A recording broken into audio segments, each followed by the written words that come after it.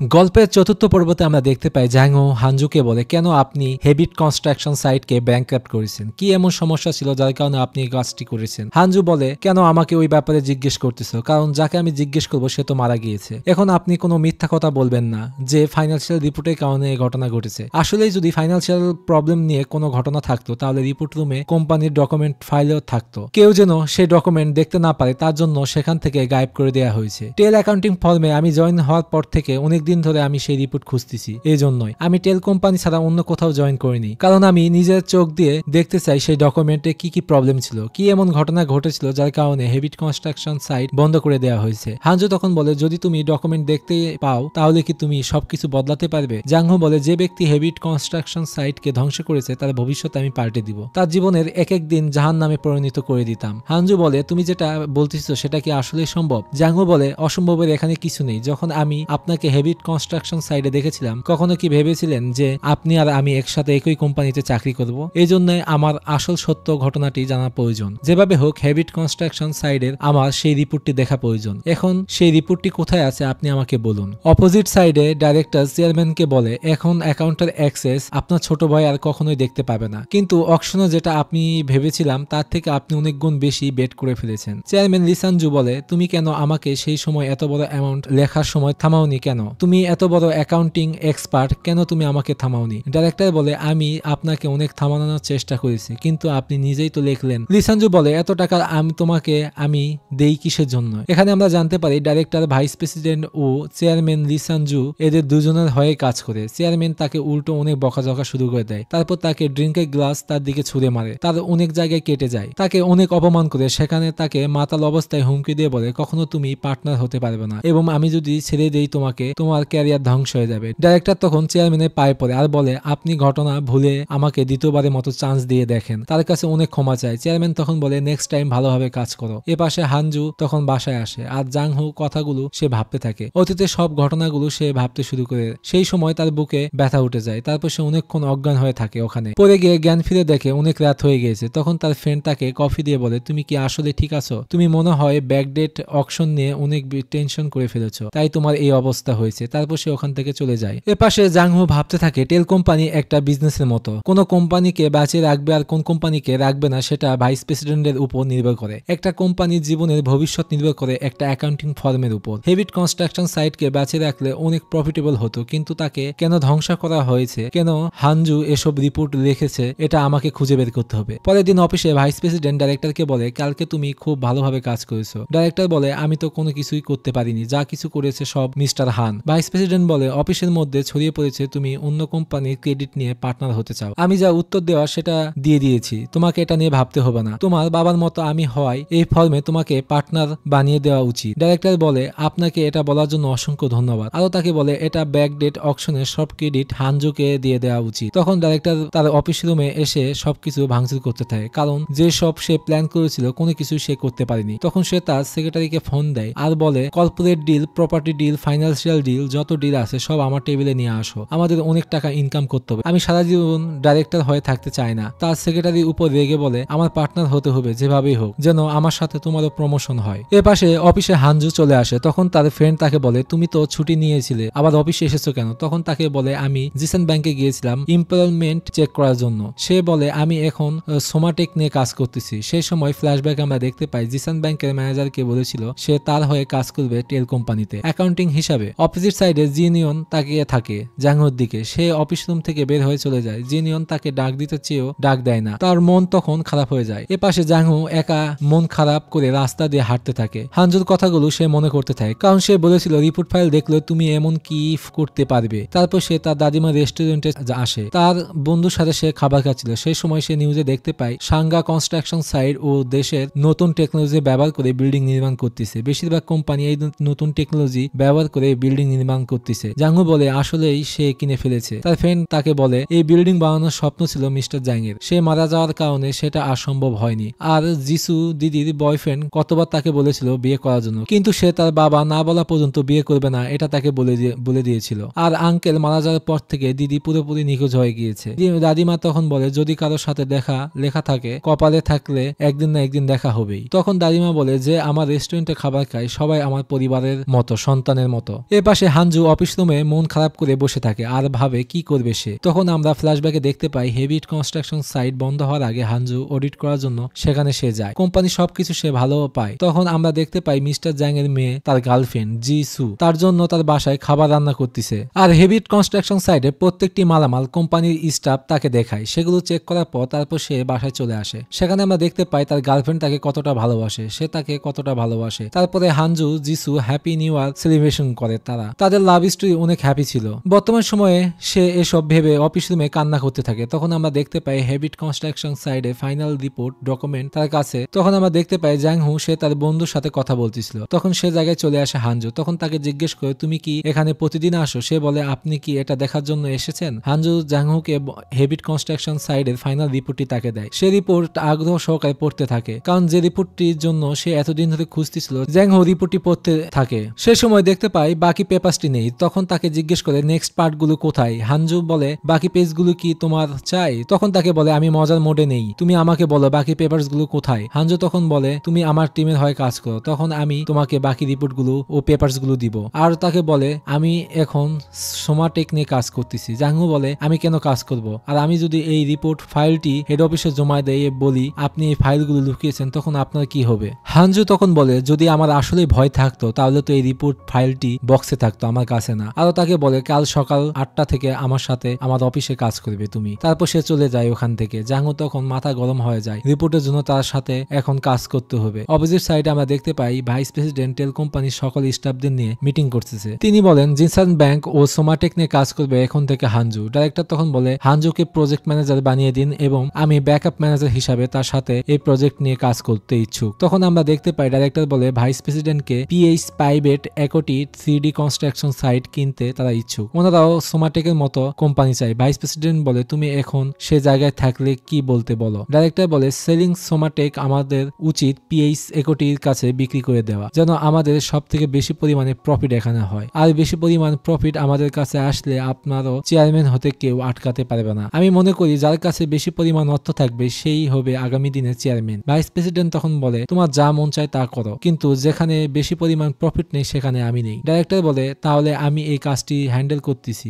আপনি আমাকে শুধু সহযোগিতা করুন। তারপর ডাইরেক্টর একটা বড় পার্টির ইমিটেশনে সেখানে যায়। দেখে সেখানে সব থেকে বড় বড় কোম্পানি ও জিসান ব্যাংকের বড় কর্মকর্তারা সেখানে ঢুকতেছে। তারপর সে পার্টিতে ঢুকে পড়ে। জিসান ব্যাংকের চেয়ারম্যান ও তার ম্যানেজারের সাথে দেখা করতে যায়। তাকে বলে আপনি জিসান ব্যাংকের লোন পরিশোধের জন্য সোমাটেককে বাঁচানোর চেষ্টা করতেছেন, এর পাশাপাশি আপনি ওটা সেলও করে দিতে চাচ্ছেন, আপনি কেন ছুঁড়ে ফেলতেছেন না? তাকে ডাইরেক্টর তখন বলে আমি সবকিছু সামলে নেব, আমরা সোমাটেককে যখন বিক্রি করে দিব আর এটার দায়ভারও সম্পূর্ণ টেল কোম্পানির উপর দিয়ে দিবেন। তখন চেয়ারম্যান রাজি হয়। আর এই পাশে হানজু তার টিমদের নিয়ে মিটিং করতেছে। সোমাটেককে নিয়ে কোম্পানি সঠিক তথ্য বের করার জন্য সবাইকে এক এক করে দায়িত্ব বুঝে দিচ্ছিল। কোম্পানির প্রফিট লস শেয়ার হোল্ডার কি পরিমাণ অর্থ তাদের আছে, কি পরিমাণ লসে আছে সেটা তারা বের করতেছে। এ পাশে জিসান ব্যাংকের ম্যানেজার ডাইরেক্টরকে বলে আমি সোমাটেকে সব শেয়ার সেল করতে বলছি হানজুকে। ডাইরেক্টর বলে আমি সবই জানি, ব্যাকডেটের বদলে আপনি এই সত্যিটি রেখেছিলেন। ম্যানেজার বলে এখন তাহলে আমি তাকে কি বলবো? এখন যদি তিনি জানতে পারেন ওনাকে বাদ দিয়ে আপনার সাথে আমি ডিল করতেছি তাহলে আমার কি হবে? ডাইরেক্টর তখন বলে দোষ তাহলে ভাইস প্রেসিডেন্টের উপর দিয়ে দাও। এ পাশে প্রত্যেক দিন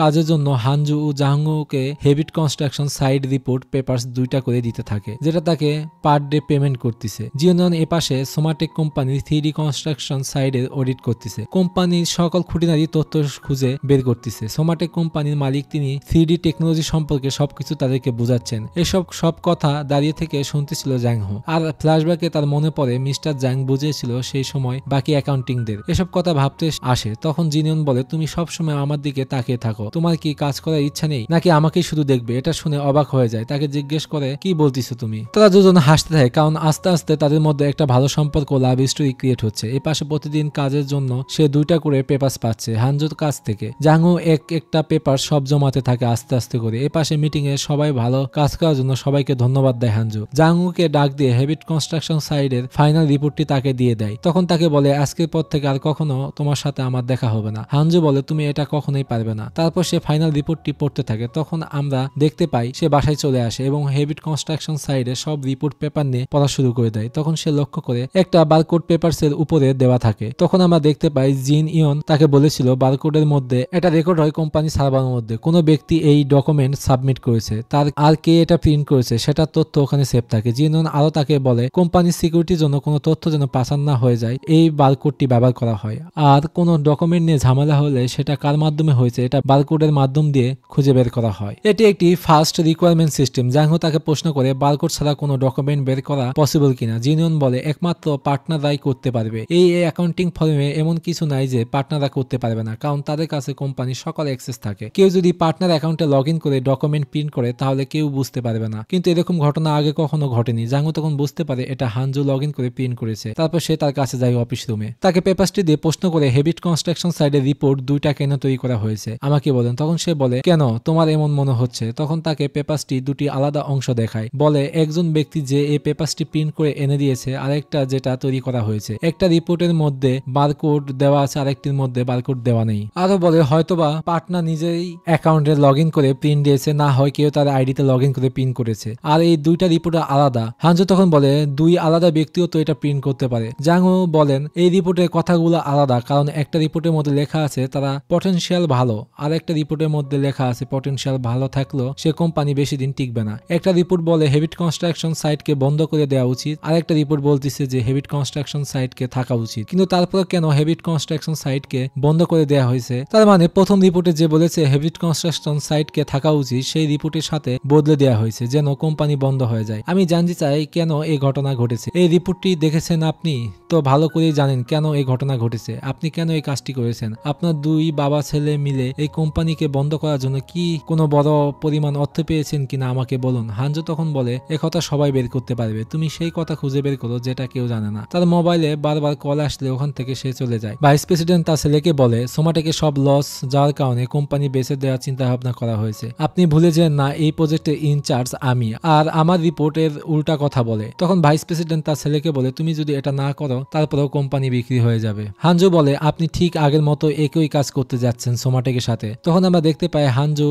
মা মারা যাওয়ার পর সব ছবি পোড়াচ্ছেন তার বাবা। তখন সে জায়গায় রিপোর্ট নিয়ে আসে, তার বাবাকে বলে আপনি কেন আমার রিপোর্টটি চেঞ্জ করে দিয়েছেন। এখানে আমরা জানতে পারি হ্যাবিট কনস্ট্রাকশন সাইডের রিপোর্ট সম্পূর্ণভাবে বদলে দিয়েছে ভাইস প্রেসিডেন্ট। হানজো তাকে প্রশ্ন করে কেন আপনি রিপোর্টটি বদলে দিয়েছেন। ভাইস প্রেসিডেন্ট বলে আমি কোনো কিছু বদলে দেইনি, তোমার ভুল কথাটা সংশোধন করে দিয়েছি। আর তাকে বলে আমাদের ক্লায়েন্ট যেটা বলবে সেটা আমাদের কাজ করতে হবে, তুমি যেটাই করো না কেন এই রিপোর্ট তুমি আর বদলাতে পারবে না। তুমি এই বাড়ি ছেড়ে চলে যদি যাও তারপরও কোনো কিছু চেঞ্জ করতে পারবে না, ঘটনা তো এটাই থাকবে। সে অনেক কান্না করতে থাকে। তার বাবা তখন বলে আমার স্বার্থ পূরণের জন্য আমি সবকিছু করতে পারি, এটা আমার কাছে পাওয়ার আছে। তখন তার বাবা বলেছিল তোমার এই রাগের মধ্যে কোনো পাওয়ার নেই, যার কারণে তুমি কোনো কিছুই করতে পারবে না। তারপর ওখান থেকে চলে যায় তার বাবা, আর এই কথাগুলো শুনে চিৎকার দিতে থাকে কারণ সে কোনো কিছুই করতে পারেনি। বর্তমান সময়ে অফিসে আবার তাকে বলতেছে হেবিট কনস্ট্রাকশন সাইডের মতো কি এটাও বেছে দিতে চাচ্ছেন? আপনার এই লোভ লালসার কারণে আর কত মানুষের ক্ষতি হবে। উল্টো তার বাবার উপর চিৎকার দিয়ে বলে মানুষকে সবসময় ভালো কাজ করা উচিত, খারাপ কাজ না। ভাইস প্রেসিডেন্ট বলে তোমাকে